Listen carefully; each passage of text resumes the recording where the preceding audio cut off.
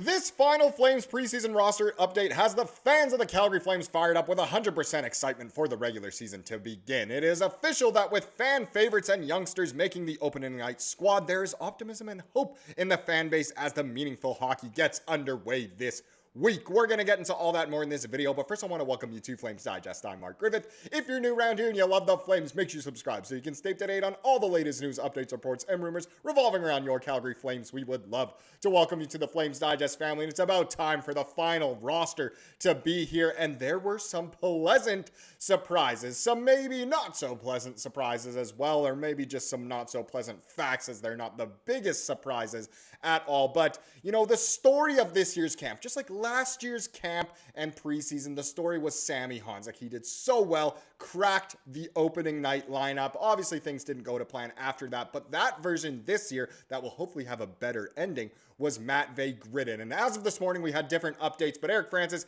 he tweeted at one point that Matvei Gridin was practicing with the Flames today, and with Jonathan Huberdeau not skating, it sure looks like the 19-year-old rookie will be on the season opening roster when it's declared at 1 p.m. Quite a camp, quite a story. Pardon me, excuse me, I'm just so excited.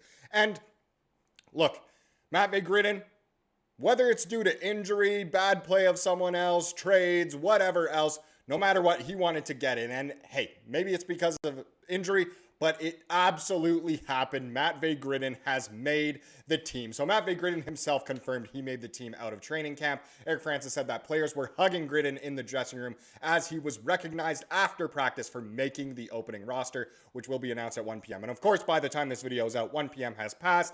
I don't know how the announcement's going to go, but we know who's going to be on the team essentially, other than who's going to be on IR. But I'll get into that a little later in this video. But either way, huge congratulations to Gridin. I think fans are thrilled. And it's funny too, because last night, or not even last night, but yesterday when the waiver wire was, I guess who was announced, who was on it, and you didn't see Miramanov's name there, or no Flames in general, you thought, okay, that means Gridin is going down because he is waiver exempt. But that's not the case. You always got to take into, you know, the permutation / combination of a injury happening, and that's what's happened here. So Gridin has made the team. Again, huge congratulations to him. He obviously worked his butt off and has been just lights out ever since he got drafted, and that is huge. I think fans are just genuinely thrilled. So with the Flames carrying 24 players presently, this confirms that someone is going on IR today.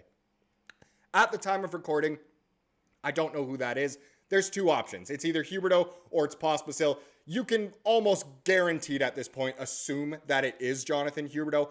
I don't know what's going on with that guy. I know he got hurt in the preseason thumping that we took against Vancouver, hit his head into the post, and it didn't look great. But I don't know. There's something about that guy so far this offseason or in this young season. It just seems like he doesn't want to play. And I know injuries suck. I want him to get better, but I hope deeper than just, you know, the outer injury, I hope everything's okay with Hubie. And obviously, I hope he becomes a very good player for us this year. But it looks like he will be starting the year on IR. But hey, either way, we get Gridin in. Now, Martin Pospisil did give it a go. That's why I think Huberdeau's the one to go on IR. So Martin Pospisil did give it a go, but ended up leaving practice quite a bit early. Huberdeau was on the shelf too. And Eric Francis does also provide the lines here, but I kind of like how Steinberg just organizes it a little bit better. So these were the Flames lines at practice on Monday with Huberdeau not skating. So a top line of Farabee, Kadri, and Klapka. That'll be very interesting if that's actually the Flames top line going into that first game against Edmonton. A second line of Gridin, Frost, and Coronato. And that is a exciting line. I mean, Frost and Gridin together, that's just, I mean, lights out wheels. Coronato with the snipes. That could be really fun if that's a real line. Zary, Backlund, and Coleman. So Zary has played on that line before, kind of that winger to the Backlund and Coleman duo that's been going on for years now. And then Lomberg, Kirkland, and Sharkey as the fourth line, with Pospisil obviously as that extra but hurt. Looks like he will be missing the beginning of the year. D pairings of Hanley and Weegar, Ball and Andersson, Bean and Pahal, with Parekh and Miramanov being kind of that fourth pairing, the extras. Obviously, Wolf, the slated starter, and Cooley as the number 2 goalie. It'll be very interesting to see if Parekh obviously is actually an extra to start the year. I don't know if it's just how they decided to practice today on Monday. But hey, also, Zane Parekh has made the team. That's obviously fantastic news as well for a lot of fans. Super excited to watch both Parekh and Gridden. Hopefully Parek's actually in the top 6 for defensemen, or in the 6 defensemen, I should say. But either way, super, super pumped about all of these. Now, next thing I had to show was this. So I kind of already talked about it a little bit, but neither Huberdeau nor Pospisil will be ready to start the season. Head coach Ryan Huska says the hope is both are short-term situations. Both Steinberg and Francis came out with that. So there you go. Credible source from Huska. For sure, Hubie and Pospisil not in the opening night roster, which means Gridden is, which is awesome. He's not just an extra. He'll actually be in there, which is super, super exciting. Hey, maybe just throw Parekh up as a forward sometimes. That could be fun. But either way, no, super, super pumped for both of these. Now, with Matvei Gridden and Zane Parekh making the club out of camp, this is the first time since 1997-98, before I was even born, when Steve Bégin and Derek Morris made the team, that the Flames will open a season with multiple teenagers. That is pretty cool. They're both 19, both of our 2024 first round picks. That is so cool to have both of them just excelling, make the team, start the year with a couple teenagers. That just shows, yes, I know a lot of people are frustrated. Please get rid of some of these veterans, buy into the youth, but this shows that there is at least a bit of a youth movement. Again, Gridden's probably only in because of injuries to especially Huberdeau, but also Pospisil, but still, it's super, super cool that out of the gate we have this youth in there. Much needed, honestly, for this Flames lineup, which is super cool. And actually, speaking of both Gridden and Parekh, the two teenagers, we have another update on them. They have both changed their numbers. So Derek Wills came out with these photos on Twitter. Parekh has changed from 89, which looked cool, of course. Of course, we love the number 89 in the Sea of Red. But he changed it to 19, which is a super sleek number for him, obviously. His real number, which is cool. Is that the first Flame to wear that since Tkachuk? I'm not too sure. And then Gridden, who was wearing 51 in the preseason, is now number 92, which is a super cool number as well. Really like it. If you bought, a Parekh 89 jersey, hey, it's a collector's item at this point.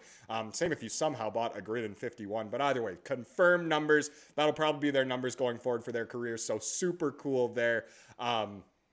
Again, got the numbers solidified. So now if you were waiting for them to choose their numbers to buy a jersey, now would be the time for it. But loads of updates. Again, a huge congratulations to both of these guys. Matvei Gridden, Zane Parekh, making the team out of camp, both as teenagers. Super excited to see what they can do as the season gets underway. And speaking of that, let's let the games begin as we have meaningful hockey this week. The Flames play a few games this week, actually, once the puck officially drops, which starts tomorrow on Tuesday. But the Flames begin on Wednesday, October 8th in Edmonton. That one goes at 8 p.m., so a bit of a later start. Both of them back-to-back away against your two biggest rivals is a brutal way to start the year. But Edmonton, next night, Vancouver on the 9th. Both of those 8 p.m. starts, local Calgary time, of course, Mountain time.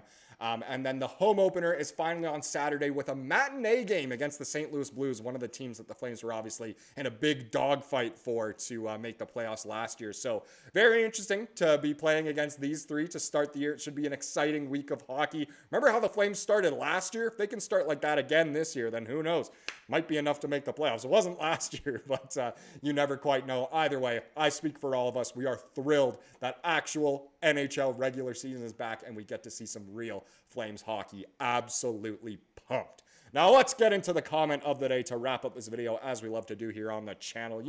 We know the final roster now, and obviously from the most recent video, a lot of people are talking about, is Gridden going to make it? But either way, Roy here said Gridden will find a spot due to injury. You absolutely nailed it. And said I'm worried about Zary. It wasn't Zary, it was someone else, but you still nailed it. As for the other antiques on the ice, we will weed them out. Interesting. We will still get Robertson for Andersson and Coleman. So a couple of vets for Jason Robertson, still making its runs through the Sea of Red all over social media, trying to get those trades out. Andersson, Coleman, do you trade Sharangovich? Do you trade some other guys? Absolutely, those will always be there. But again, hey, Gridden did make it. That's what matters most here. Thank you so much for watching this video. Please subscribe to what you saw here today and have a wonderful rest of your day.